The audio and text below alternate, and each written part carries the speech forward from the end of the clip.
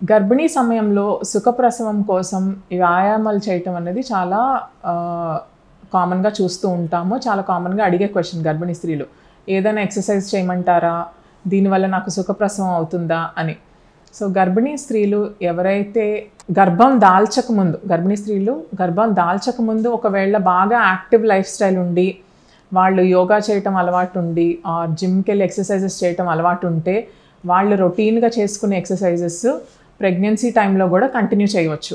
అలా కాకుండా ఎప్పుడు గర్భధారణకు ముందు వాళ్ళకి ఎక్సర్‌సైజెస్ ఆ బాడీకి అలవాటు లేనప్పుడు, ప్రెగ్నెన్సీ వచ్చిన తర్వాత ఓవర్‌గా ఎక్సర్‌సైజెస్ చేయటం అన్నది నాట్ అడ్వైజబుల్. వాళ్ళు స్లోగా they should start with brisk walking.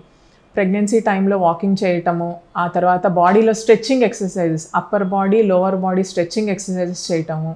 Butterfly squats అంటాం. అంటే కింద మనకి పెల్విస్ ఏరియాలో కండరాలు ఏవైతే ఉన్నాయో అవి రిలాక్స్ అవ్వటానికి స్ట్రెచ్చింగ్ ఎక్సర్‌సైజెస్, బటర్‌ఫ్లై స్క్వాట్స్ చేయటం అన్నది ఇట్లాంటి స్లోగా ఇంక్రీజ్ చేసుకుంటూ వాళ్ళ స్ట్రెంథెనింగ్ ఎక్సర్‌సైజెస్ అన్నది బోత్ అప్పర్ బాడీకి, లోవర్ బాడీకి ఏవైతే స్ట్రెంథెనింగ్ ఎక్సర్‌సైజెస్ ఉంటాయో చిన్న చిన్న వెయిట్స్ నుంచి స్టార్ట్ చేసి వాళ్ళు కంఫర్టబుల్‌గా ఉన్నంత వరకు ఎక్సర్‌సైజెస్ చేయటం అనేది చాలా ఇంపార్టెంట్.